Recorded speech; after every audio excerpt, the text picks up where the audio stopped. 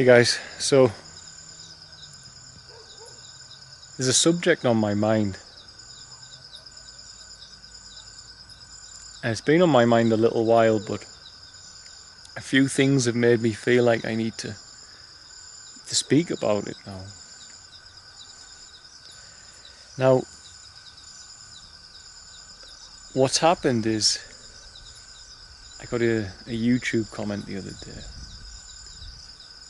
and I see it as the perfect, when I saw the comment, I saw it as the perfect way to explain this subject from my perspective and my point of view. And the thing is, a great many people have asked me about this subject, and I've never really covered it properly in depth.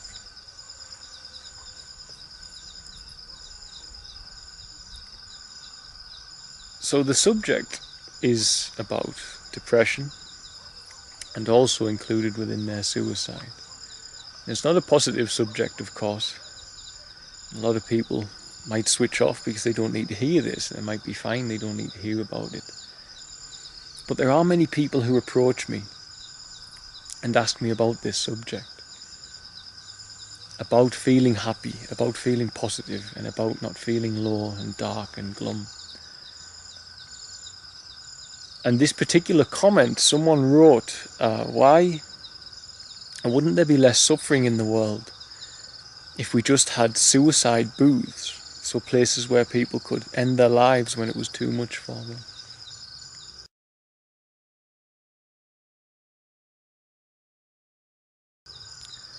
And the person who wrote that comment, I believe, deleted it because I went to reply and I couldn't see it. But I'd already taken a print screen of the comment when I saw it, so I'll put the comment in so you can read it, but I'll blank out their names in case they don't want to, in case they change their minds about being public about what they'd said, but it still came from somewhere within them.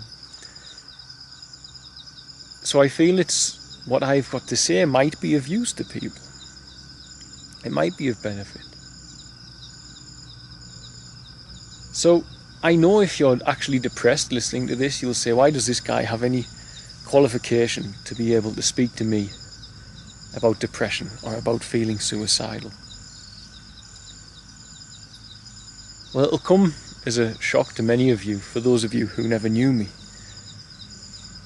many years ago, more than 10 years ago now, in my late teens,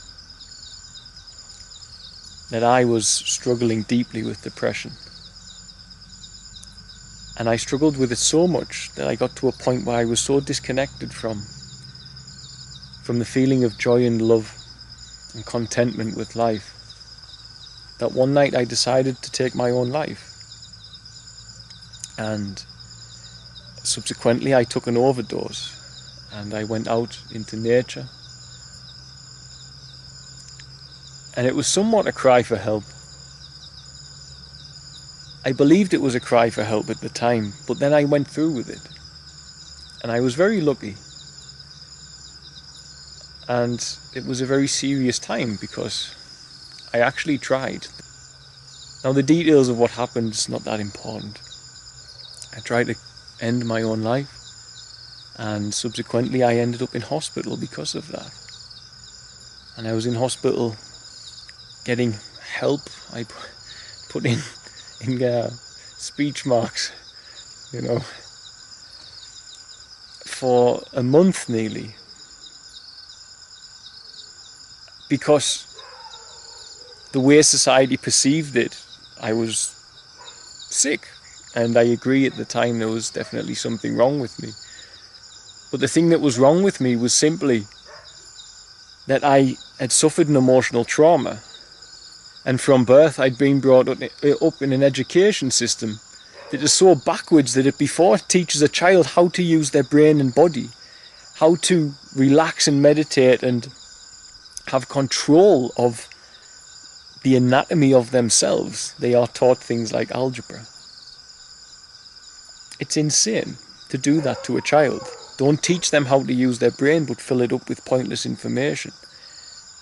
Information which almost atrophies a person from being able to be at peace in the present moment. So I did that in my late teens, and the NHS system tried to help me and they didn't help me. They looked after me physically, they cared for me regarding my physical well-being, my body's health. But when it came to my spiritual, psychological and emotional well-being, nobody helped me. Now, of course, my family tried. But when you're depressed, no one can get through to you. When you're so cut off from love, no one can really communicate with you on that level. So they did try and they were wonderful, but you just couldn't get through. And with reason, because the chatter of my carnal mind, of my ego, was so loud, it was blocking everything. It was blocking all beauty of life, all beauty of the present moment, because it was too busy telling me I was a victim of something. So in my experience, this emotional trauma I suffered, and it's irrelevant as to what your trauma is, because every person's coping mechanisms are different. So one person, it might say, oh, that's not that bad. But if that person has no coping mechanisms, it can be the worst thing in the world for them. And if you're not taught, like we are in the West, how to deal with your emotions and pain and stuff of this nature, then of course many people are going to suffer, and it doesn't matter. Like I say, every person is in a different level when it comes to dealing with problems. Everyone's coping mechanisms are at another level to one another. So whilst I was struggling with depression and struggling with something that had happened to me, as I say, what was an emotional trauma for me, a very life-changing event for me at a teenage age, and I couldn't cope, so what I started to do was to medicate myself with what was available in the West. Now initially, unfortunately, what should have been available to me would have been meditation and prayer and communing with Spirit and God. What should have been apparent to me and available to me is exercise and healthy eating. But the way I was back then as a young man, the things that were around me were alcohol and drugs and nights out. So I began medicating myself with alcohol and nights out. Then I began medicating myself with cocaine, ecstasy, even ketamine as well. Now, of course, none of those things help the situation, but at the time, you feel like you're getting some help. But what's actually happening with those things in the West, if you're one of those people who turn to substances like that, then you are basically borrowing tomorrow's happiness, and you ain't going to be able to put that back. When you use up your serotonin, taking those drugs, you can't replace it. It means you have to ride out a period of depression until your body can correct itself chemically. And this is why it's a waste of time. But this is why it got to a point for me in the West, taking those substances and trying to deal with what I was dealing with without any idea how to deal with it, or any teachings or knowledge how to deal with such a thing as an emotional problem or a spiritual problem that I was having. A psychological crisis, because I couldn't stop thinking about this problem that I'd gone through. It became so much that my only solution that I could find for myself was to put a stop to my own life. I felt so disconnected from love that I didn't want to live anymore. So without the equipment inside myself, without the tools to deal with things, the psychological, spiritual and emotional tools that I now have, I believed that my only option feeling that way, to not feel that way, was to end myself.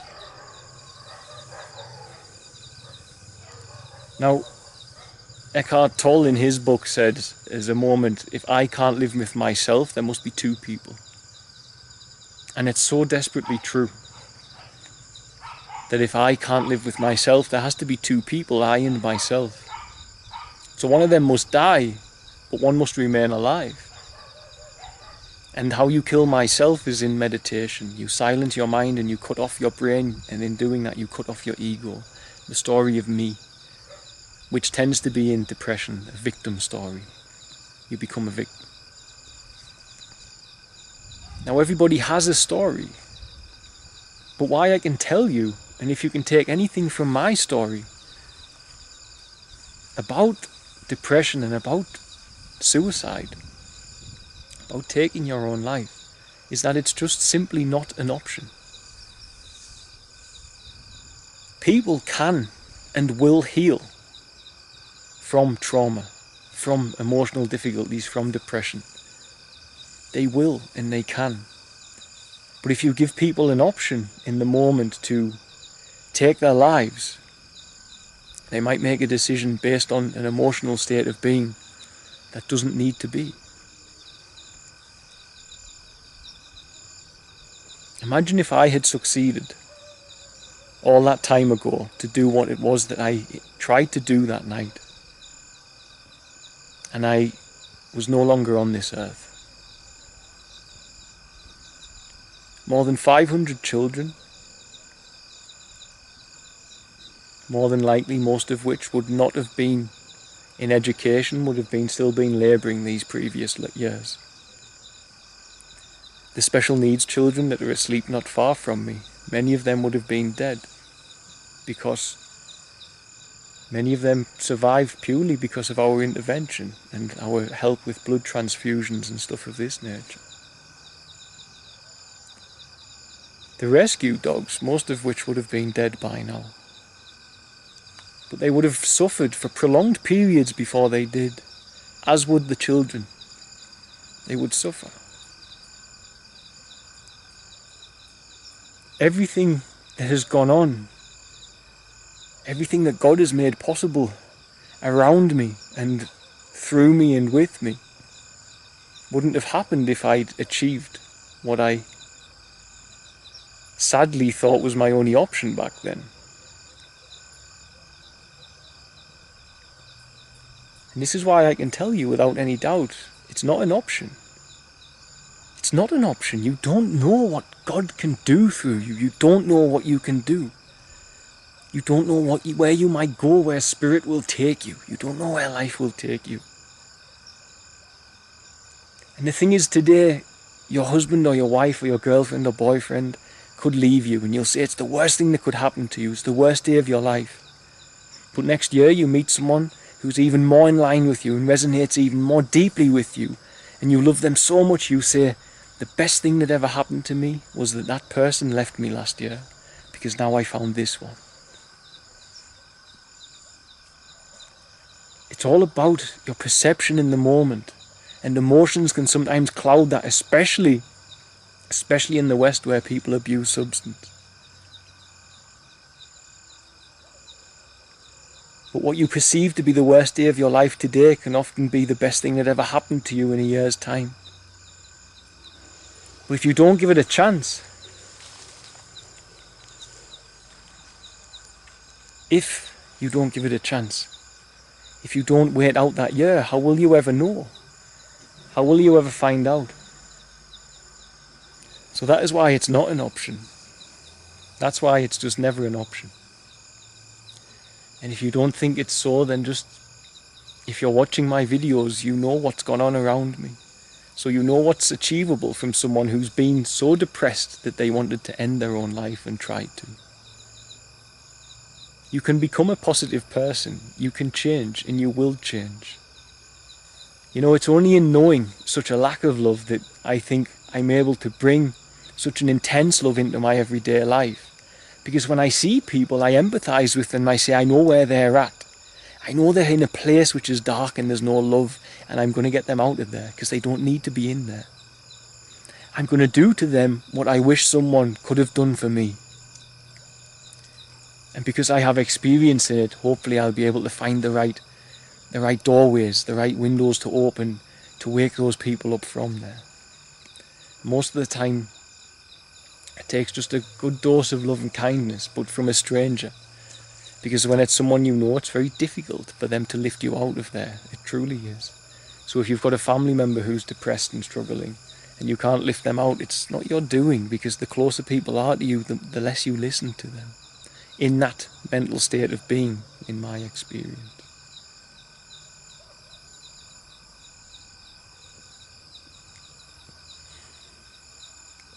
So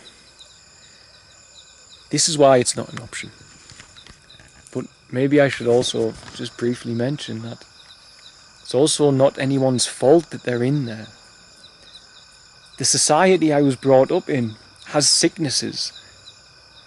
When a child is brought up believing as a child with a pure heart that love comes first, and then they go out into the world and it's proven to them in one huge fell swoop, and that whole delusion is taken away, that in fact Western society is not like the child. Western society doesn't put love first. It just doesn't. It puts material desires, physical desires, in the most part, before anything else. This is what happens. And when a child all of a sudden hits the world and they become a young man, as I was in my late teens, and it feels like everything you ever believed has been snatched away from you in one day, you can't deal with it. But I know every child in my care now, even those that have come from traumatized backgrounds, will leave my care with the tools to deal with it.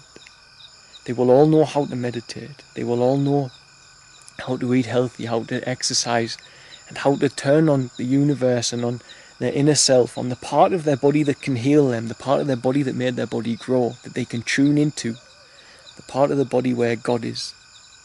Not in the intellect, in the carnal mind, where a psychologist is. A psychologist is one carnal mind telling another carnal mind to do this and to do that, then going home and having arguments with their loved ones and drinking alcohol on a weekend and then possibly cheating on their human with the same problems as other humans. It's a carnal mind telling another carnal mind to behave in this way, whilst it too can't behave in that way because it doesn't have the discipline or the wisdom or the silence of mind to commune with God. And it's in God where the healing comes from. And the stillness is the only place you'll find it. When you cut your hand, your body heals it effortlessly. It forms a scar, it covers up the cut. When you emotionally injure yourself, your body can heal it effortlessly. But if you've got a cut and you keep holding it open with your fingers, it won't heal. And when you have an emotional wound, if your carnal mind won't shut down, if you won't stop thinking, then you're holding open the cut and you can't heal it. So inside the Western system, for those of you who have loved ones that are depressed or are depressed yourself, in my eyes it's about liberation. You're liberating your mind, body and spirit. You liberate your mind from the man-made light that many of us consume in the Western systems. TV, negative news, negative media, negative movies. You liberate yourself from it. It's not the light you're designed to consume, it's the light other men have worked out they can give you so they can play God, so they can be your universe, the master of your world. The true master of your world is a source of light out there that we haven't even seen yet, that we can't comprehend. That is the light you need in you. So you liberate yourself from man-made light. You liberate yourself from negative messages that are put into that mainstream, that dark energy which is controlling the mainstream.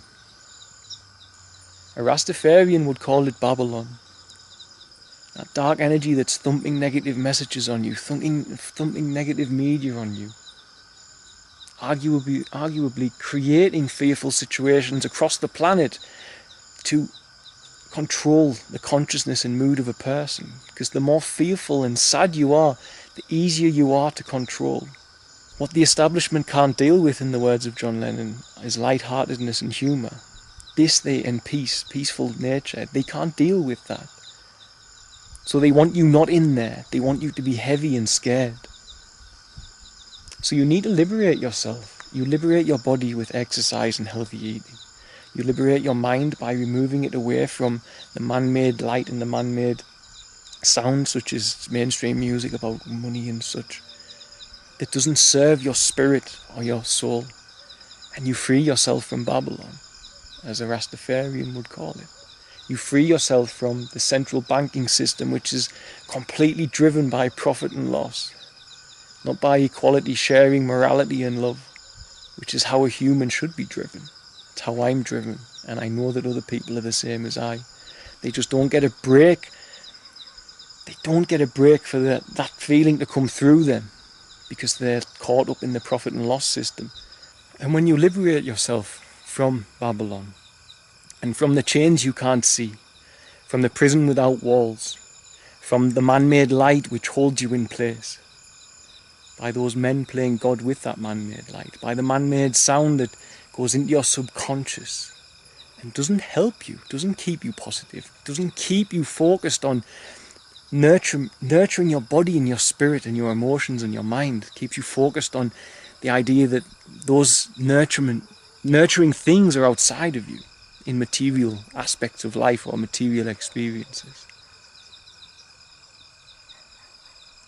And when you escape Babylon, if you want a word, that's an easy way for me to describe it while I'm speaking, that collective which is that negative energy which is holding you down, you can even begin to escape that system, that Babylonian system, that central banking system that is driving the youth into a place of depression. That dark energy is holding so many youth down and in such a dark material state, just living for the weekend, working through the week to buy things to impress people they'll likely never speak to on a weekend to start it again. I've been there. It's not fun, it's not pleasant, it's not joyful.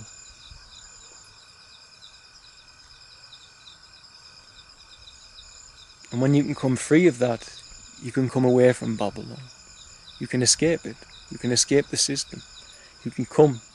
God might even hear a prayer from you that's so intense like mine was, that I can't cope with this anymore, that he moves you into a place where you have an opportunity to build a new system, a system off the grid, a system that's based on equality, a system where the rules can come from morality and from the good side of human nature, where you can take the good parts of the Western system, of Babylon, such as the medical care and things of this nature, and bring them, but have them used with a moral code which stands by the heart of a human being, and not by the pocket, not by the bank account, not by the mind, but by the heart of a person. Just as the indigenous have been on this planet for millennia. Just read the prophecies of the Native Americans and you'll understand this. And when you escape that system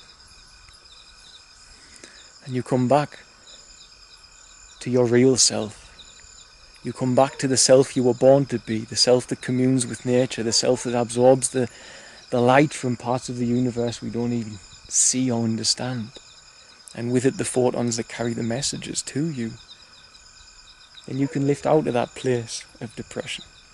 You can heal from it.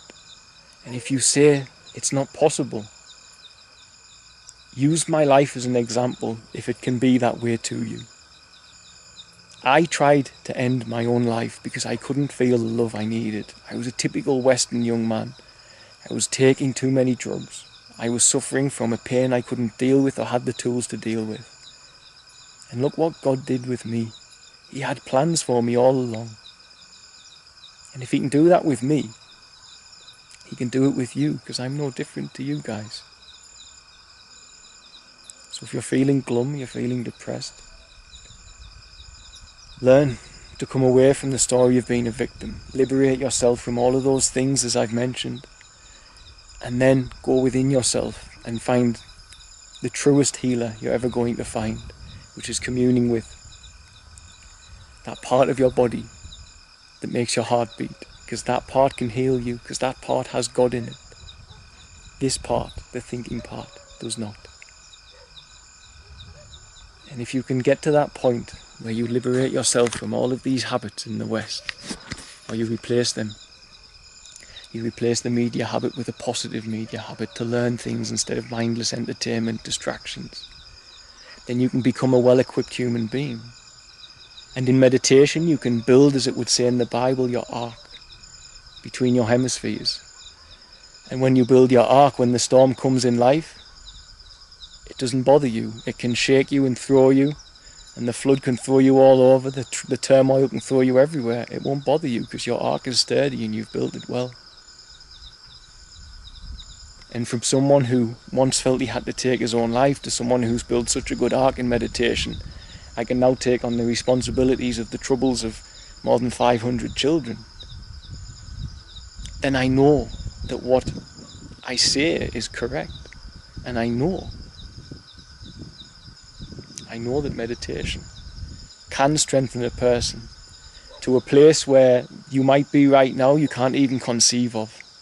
But it can, and it will, if you learn to switch off your mind and let God do the rest. He will heal you if you get out of the way and let him. Don't hold open the cut on your hand by thinking, because that's what you're doing. When you think, you hold open the cut.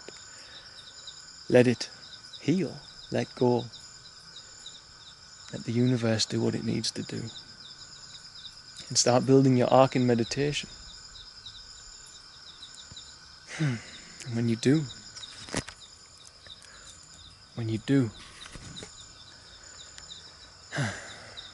the beauty of the present moment and the beauty of the world will be there for you. It won't be blocked by the story of, I can't look at the beauty of it because this happened to me. Because that's just your brain blocking you from experiencing what is. And we can all get there. If I can get there, and you're depressed watching me, or you know someone depressed watching me, they can get to where I am. Because they're a human being, and that's all I am too. We're all the same. We're all humans, so we can all do this. Okay, so I just wanted to talk on that subject, because it's been sitting on my mind a little while. And my arm's getting a bit heavy, so it tells me I've been talking for quite some time.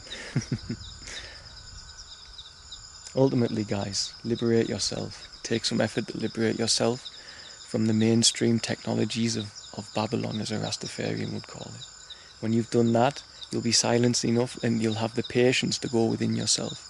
And when you can do that, you'll be able to find the tools you need and the healing you require to move forward from whatever it is that is bringing you down right now. And I make you that as a promise, because that's how it worked for I, so I can only presume it will work the same for you. So, okay. Feels strange to speak about it on video. I teach this to some of the people I work with here, some of the children, etc.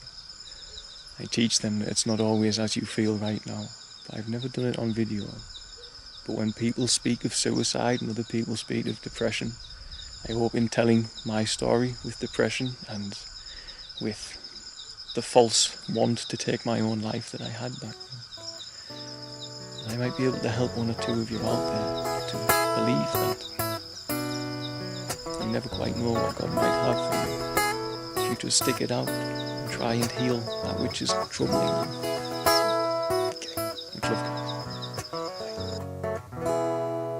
If I make it out alive, I will make a change.